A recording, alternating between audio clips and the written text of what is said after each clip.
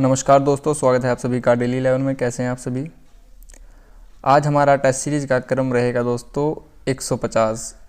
बहुत अच्छी बात है, हमने कंटिन्यूटी बनाए रखा है दोस्तों। टेस्ट सीरीज में 25 क्वेश्चन रहते हैं। जो नए छात्र हों मैं उनको बता दूं, 10 क्वेश्चन उत्तराखंड से, 10 जीके से, 5 हिंदी से और इन्हीं 25 क्वेश्चन में 1 से 2 क्वेश्चन मैथ रीजनिंग से भी रहता है। अंत में आप बताइएगा दोस्तों, आपने 25 क्वेश्चन में से कितने क्वेश्चन सही किए हैं। अगर आप 20 प्लस अटेम्प्ट सही कर पा रहे हैं तो आप खुद को सेफ जोन में मान सकते हैं। उत्तराखंड की वन आरक्षी की परीक्षा दोस्तों अभी आने ही वाली है 9 अप्रैल में। उसके लिए टेस्ट सीरीज काफ़ी महत्वपूर्ण होगी। आगामी जो भी परीक्षाएं हैं, वनडे एग्जाम, समीक्षा अधिकारी, सब इंस्पेक्टर, ग्राम विकास अधिकारी, सभी के लिए टेस्ट सीरीज काफ़ी इंपॉर्टेंट रहेगी। शुरू करते हैं बिना किसी देरी के, क्योंकि आप सभी जानते हैं समय ही सब कुछ है। पहला क्वेश्चन आपके सामने, शीतकाल में श्री बद्रीनाथ की मूर्ति सांकेतिक रूप से किस स्थान पर स्थानांतरित होती है। काफ़ी अच्छा क्वेश्चन है, सभी क्वेश्चन काफ़ी इंपॉर्टेंट रहेंगे। यहाँ पर हमारा करेक्ट आंसर रहेगा दोस्तों नरसिंह मंदिर, जोशीमठ। जोशीमठ चमोली में है दोस्तों। चमोली का मुख्यालय गोपेश्वर है। चमोली सबसे बड़ा जनपद है। चमोली का क्षेत्रफल 80-30 है। चमोली की स्थापना 12 फरवरी 1960 में की गई थी। और यह किससे निकाल कर की गई थी। यहाँ पर चमोली अगर आप मान लेते हैं तो यह पौड़ी से निकाल कर की गई थी। 12 फरवरी 1960 में पिथौरागढ़ की स्थापना अल्मोड़ा से निकाल कर की गई थी। उत्तरकाशी की स्थापना टिहरी से निकाल कर की गई थी दोस्तों। अब यहाँ पर बात आई है बद्रीनाथ। आप मुझे बताइएगा यह मंदिर कितने भागों में विभाजित है। ऑप्शन आपके पास 1, 2, 3, नन ऑफ दीज, इनमें से कोई नहीं। ठीक है दोस्तों, आगे बढ़ेंगे। जौनसार का हनोल मंदिर किस वास्तुशैली में बनाया गया है। दोस्तों जो मैंने आपसे भी क्वेश्चन पूछा है, बद्रीनाथ मंदिर कितने भागों में विभाजित है, इसका आंसर हमने टेस्ट सीरीज 149 में डिस्कस किया है। क्वेश्चन आपसे वही पूछा जाएगा जो विगत वीडियो में बता दिया गया है। उससे पता लग जाएगा आप कितने एकाग्र होकर वीडियो को ले रहे हैं। जौनसार का हनोल मंदिर किस वास्तुशैली में बनाया गया है। जौनसार यह क्या है। जौनसार देहरादून का क्षेत्र है, उत्तर पश्चिम में स्थित है। त्यूनी, कालसी, चक्राता, 3 तहसीलों को मिलाकर जौनसार का क्षेत्र बनता है दोस्तों। हनोल मंदिर किस वास्तुशैली में बनाया गया है। यह बनाया गया है हूण वास्तुशैली में। याद रखना आसान है, हनोल में यहाँ पर ह है और यहाँ पर हूण में ह है। देहरादून सबसे पश्चिमी जनपद है। स्थापना 1817 और 1871 में 2 बार की गई है। क्षेत्रफल 3088 है। ठीक है दोस्तों, आगे बढ़ेंगे। मेवायर ऑफ देहरादून पुस्तक के लेखक हैं, कौन हैं। पुस्तक काफ़ी बार पूछी जाती है, तो आप इन्हीं टेस्ट सीरीज से पुस्तक को याद करते चलिएगा। लगभग हमारी 150 पुस्तक हो चुकी होंगी। यह 150वां क्रम है ना दोस्तों। यहाँ पर हमारा करेक्ट आंसर रहेगा GRC विलियम्स। ठीक है दोस्तों, आगे बढ़ेंगे। वीर चंद्र सिंह गढ़वाली पर्यटन स्वरोजगार योजना की घोषणा की गई, कब की गई। यह योजना कब चलाई गई है, इसका आंसर हम जानेंगे। क्वेश्चन और सुन लीजिए। यहाँ पर एक क्वेश्चन आ जाता है, वीर चंद्र सिंह गढ़वाली स्वरोजगार योजना, यह किससे संबंधित है। पर्यटन। उत्तराखंड में पर्यटन वर्ष 2001 और 15 को घोषित किया गया है, यह भी याद रखना है। हमारा यहाँ पर करेक्ट आंसर हो जाएगा दोस्तों। देखिए यहाँ पर सन 2002 लिखा है, यानी कि आंसर इन्हीं 3 ऑप्शन में छिपा है। आप इसको निकाल दीजिए। अब यहाँ पर ऑप्शन ए में आप देख पा रहे थे 1 जून, यानी कि 1 जून 2002 हमारा यहाँ पर करेक्ट आंसर हो जाएगा। अगर आपसे किसी क्वेश्चन का आंसर ना आता हो तो इस टाइप से आप आंसर तक पहुँच सकते हैं, अपनी सूझबूझ से पहुँच सकते हैं। ठीक है, आगे बढ़ेंगे। गंगोत्री का गंगा माता मंदिर। गंगोत्री सबसे बड़ा ग्लेशियर है दोस्तों, 30 और 2 का इसका क्षेत्रफल है। उत्तरकाशी में स्थित है। ठीक है, किसने बनवाया था। कीर्ति शाह, अमर सिंह थापा, कीर्ति शाह, प्रताप शाह। माफ़ कीजिएगा, मैंने यहाँ पर कीर्ति शाह बोला, या सुदर्शन शाह है। हमारा यहाँ पर करेक्ट आंसर रहेगा दोस्तों गंगोत्री। याद रखने की ट्रिक भी जान लीजिए। गंगा माता का मंदिर, गंगा का जल पीने से अमर हो जाते हैं ना, तो अमर सिंह थापा। चीज़ें पसंद आ रही हो तो लाइक कीजिएगा। और अगर आपने सभी टेस्ट सीरीज़ देखी हैं, आप में से जिन भी दोस्त ने 150 की 150 टेस्ट सीरीज़ देखी हैं, कमेंट बॉक्स में अवश्य बताइएगा। हमें भी पता चलेगा कि यहाँ पर कौन से दोस्त हैं जो चैनल से रेगुलर जुड़े हैं। उत्तराखंड हिल स्टेट काउंसिल की स्थापना कब की गई। उत्तराखंड पर्वतीय राज्य परिषद, हिंदी में इसका जो रूपांतरण होगा, हिल का मतलब पर्वतीय, स्टेट राज्य, काउंसिल बोला जाता है परिषद को। हमारा यहाँ पर करेक्ट आंसर रहेगा 1973। 1973 में और क्या हुआ दोस्तों, 1973 में आपके याद हो तो कुमाऊं और गढ़वाल विश्वविद्यालय की स्थापना हुई।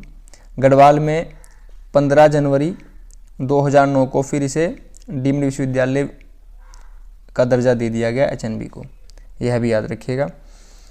अरुण जखमोला किस खेल से संबंधित हैं? अरुण जखमोला किस खेल से संबंधित हैं? याद रखने की ट्रिक भी आपको बताई जाएगी। अरुण जखमोला, जख्म तो पता है ना, चोट लग जाती है। वॉलीबॉल हैंड से खेली जाती है और हाथों पर काफ़ी चोट लग जाती है, जख्म हो जाते हैं जो स्टार्टिंग में खेलते हैं, तो याद रखिएगा अरुण जखमोला वॉलीबॉल। नेक्स्ट, रात अभी भी मौजूद है किसके द्वारा लिखी गई है? आज की हमारी दूसरी पुस्तक होगी, यह लिखी गई है लीलाधर जगूड़ी। लीलाधर जगूड़ी कहाँ से हैं? गढ़वाल या कुमाऊं? गढ़वाल। यह क्वेश्चन भी पूछा गया है दोस्तों। कहने को ही 25 क्वेश्चन है टेस्ट सीरीज में, लेकिन क्वेश्चन 100 प्लस चले जाते हैं अगर आप एक्स्ट्रा इन्फॉर्मेशन को प्लस कर देते हैं, ऐड कर देते हैं। उत्तराखंड में नमामि गंगे योजना का शुभारंभ कब और कहां किया गया? 2016 तो सभी जगह लिखा है। अब आंसर क्या होगा दोस्तों?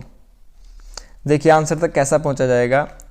यहाँ पर 7 जुलाई है, यहाँ पर भी 7 जुलाई, यानी कि आंसर ए और सी में से हमारा कोई आंसर है। ऑप्शन बी निकाल दीजिए, ऑप्शन डी तो खुद से ही बाहर है, इनमें से कोई नहीं। अब आंसर हमारा यहाँ पर बनेगा दोस्तों, यह हुआ था 7 जुलाई 2016 ऋषिकेश। आगे बढ़ेंगे। नेक्स्ट, चित्रकार मौलाराम का पारिवारिक पेशा क्या था? यह क्या थे? जो इनके परिवार से सदस्य थे वह क्या थे? सुनार थे, बढ़ईगिरी, चित्रकारी, कला। काफ़ी अच्छा क्वेश्चन है, यह थे सुनार। ठीक है दोस्तों। नेक्स्ट, हिंदी से क्वेश्चन है। उत्तराखंड में बताइएगा आपने कितने अंक अर्जित किए हैं? वीर पुत्र को जन्म देने वाली माँ क्या कहा जाएगा?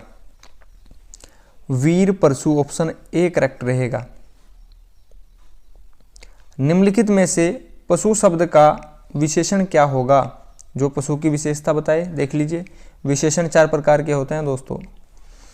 पशु का विशेषण होगा ऑप्शन ए पाश्विक। नेक्स्ट लिखा है, वृक्ष शब्द का वर्ण विन्यास क्या है? वृक्ष को अगर आप तोड़ कर लिखेंगे तो इन 3 ऑप्शन में से आपका आंसर क्या आएगा? आप यहाँ पर 1 मिनट का समय लीजिए और बताइए। ठीक है दोस्तों, देखते हैं आंसर क्या है। ऑप्शन ए बी सी सभी में व के नीचे हलन लगाया, यानी कि ये तो सही है। फिर आप देख लीजिए अक्ष कैसे बनता है? आधा क, आधा श और ह से बनता है, यह यहाँ पर भी लिखा है, तो यानी कि ऑप्शन बी तो यहाँ से बाहर निकल जाएगा। ठीक है। अब ऑप्शन ए या सी में से हमारा करेक्ट आंसर कौन सा है? यहाँ पर देखिए वृक्ष में कहीं भी ई ध्वनि नहीं है और यहाँ पर ई लिखा है, यानी कि ऑप्शन सी भी बाहर निकल जाएगा। करेक्ट आंसर बचता है ऑप्शन ए, व र क श अ से बनेगा वृक्ष। वृक्ष पेड़ को बोला जाता है। ठीक है। निम्नलिखित में से हिंदी वाक्य का अनिवार्य तत्व नहीं है। वाक्य में कौन सा तत्व इसमें से नहीं होता? सार्थकता होती है, पदक्रम भी इंपॉर्टेंट होता है, योग्यता भी होती है। अलंकार कोई सार्थक तत्व नहीं है, कोई अनिवार्य तत्व नहीं है। अलंकार का अर्थ होता है दोस्तों आभूषण। कौन सा शब्द कमल का पर्याय नहीं है? कमल का पर्याय नहीं है। ठीक है। कमल का पर्याय क्या नहीं होता दोस्तों? ताम्रस तो होता है, नीरज भी होता है, तारकेश भी होता है, पुष्कार नहीं होता। नेक्स्ट, जीके से पहला क्वेश्चन है आपका, हिंदी में बताइएगा आपने 5 अंक में से कितने अंक अर्जित किए हैं? एक सूखी सेल में जो सेल होती है उसकी कौन सी ऊर्जा पाई जाती है? आपके यहाँ पर सेल सभी के यहाँ पर होगी, घड़ी में होती है, बैटरी वगैरह में होती है। यांत्रिक ऊर्जा, रासायनिक ऊर्जा, विद्युत ऊर्जा या फिर विद्युत चुंबकीय ऊर्जा। दोस्तों सूखी सेल में होती है रासायनिक ऊर्जा, केमिकल एनर्जी होती है। ऑप्शन सी हमारा यहाँ पर करेक्ट आंसर रहेगा। सहतूत का फल है, सहतूत का फल आप सभी ने खाया होगा, बताइए सहतूत का फल क्या होता है? ऑप्शन ए करेक्ट आंसर रहेगा सोरोसिस। ठीक है दोस्तों। सूक्ष्म तत्व नहीं है, नहीं पूछा गया है। लोहा सूक्ष्म तत्व होता है, जस्ता भी सूक्ष्म तत्व होता है, मैग्नीज भी होता है, गंधक सूक्ष्म तत्व नहीं होता है। निम्नलिखित में से किस रोग का कारक जीवाणु नहीं है? आपसे पूछा गया है। बैक्टीरिया नहीं होता है, किसका नहीं होता है? दोस्तों एड्स होता है वायरस से, यानी कि वायरस किसको बोला जाएगा? विषाणु को वायरस बोला जाएगा। हमारा यहाँ पर करेक्ट आंसर रहेगा एड्स। एड्स बैक्टीरिया से नहीं होता है। डिप्थीरिया बैक्टीरिया से होता है, जीवाणु से होता है। हैजा भी और काली खांसी भी जीवाणु को बैक्टीरिया बोला जाता है। एड्स होता है वायरस से, इसे विषाणु बोला जाता है। यहाँ पर भेद को आप याद रखिएगा। नेक्स्ट, निकट दृष्टि दोष ठीक किया जाता है। निकट दृष्टि दोष बोला जाता है मायोपिया को। कभी कभी इंग्लिश में लिखा जाएगा मायोपिया, इंग्लिश का अर्थ मैं बोल रहा हूँ, हिंदी में लिखा आएगा, इंग्लिश की शब्दावली होगी मायोपिया। निकट दृष्टि दोष यह किससे ठीक किया जाता है दोस्तों? तो यह ठीक किया जाता है अवतल लेंस से। इंग्लिश में क्या बोला जाएगा? अवतल को बोला जाएगा कॉनकेव लेंस। ठीक है दोस्तों। यहां पर क्या होगा? निकट दृष्टि दोष क्या होता है? निकट की वस्तु तो आपको दिखाई देगी लेकिन दूर की वस्तु दिखाई नहीं देती है। अगर आप इसका विपरीत कर देंगे दूर दृष्टि दोष, तो वह किससे ठीक होगा? कॉन्वेक्स लेंस से। कॉन्वेक्स लेंस किसको बोला जाता है? उत्तल लेंस को। ठीक है दोस्तों। और इसको इंग्लिश में बोला जाएगा हाइपर मायोपिया। नेक्स्ट, वर्तमान में विश्व का सबसे बड़ा इस्पात उत्पादक देश कौन सा है? तो वर्तमान में सबसे आगे कौन चल रहा है दोस्तों? चीन। ऑप्शन ए करेक्ट आंसर रहेगा। नेक्स्ट, मैग्नेसाइट का उपयोग किया जाता है। मैग्नेसाइट का उपयोग कहाँ किया जाता है? सीमेंट में नहीं, सोपस्टोन भी नहीं होगा, ताम्र उद्योग नहीं होगा, यह होगा ताप सह भट्टियां बनाने में। Next question, land holder society या जमींदारी एसोसिएशन की स्थापना किस वर्ष की गई थी? वर्ष 1938, 40, 45, 37। काफ़ी अच्छा क्वेश्चन है। ऑप्शन ए करेक्ट आंसर रहेगा।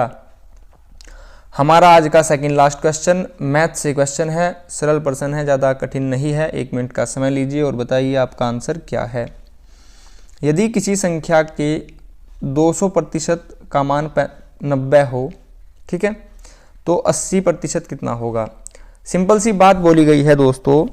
किसी संख्या, तो किसी संख्या को हमने मान लिया x, इसका 200%, तो 200% कर दीजिए, कर दिया। लो कितना होगा? 90 होगा। ठीक है, तो कैलकुलेशन कर लीजिए। यहाँ पर प्रतिशत का क्या हो जाएगा? बटे में 100 आ जाएगा, अपॉन में 100 आ जाएगा। इसको आप सोल्व करेंगे, 2 जीरो से 2 जीरो कट जाएगी, 2 से यहाँ पर 90 कट के आ जाएगा 45। आपका x आ गया 45, तो वह संख्या आ गई आपकी 45। अब आपसे पूछा गया है इसका 80% कितना होगा? तो आप 45 का 80% निकाल लीजिए। यहाँ पर निकाल लेते हैं। 45 का 80% निकालेंगे, 0 से 0 कट जाएगी, 4 दूनी 8, 5 दूनी 10, 5 नम 45 और 4 नम हो जाएगा 36। 36 हमारा यहाँ पर करेक्ट आंसर आ जाएगा। ऑप्शन ए हमारा यहाँ पर करेक्ट आंसर है। इस सवाल को करने के लिए आपको पता होना चाहिए था प्रतिशत का फॉर्मूला क्या होता है। ठीक है दोस्तों, नेक्स्ट क्वेश्चन सरल है, सिंपल सा है, ज़्यादा कठिन नहीं है। एक कार की गति, एक कार की स्पीड है 90 किलोमीटर प्रति घंटा। 10 सेकंड में यह कितनी दूर जाएगी? तो यह बात तो वही बता सकता है जो कार में बैठा है। ठीक है दोस्तों, हम कैसे बताएंगे? तो हमें बताने के लिए हमें पता होना चाहिए formula distance equal to speed into time. Hindi में कहें दूरी बराबर समय गुणा चाल।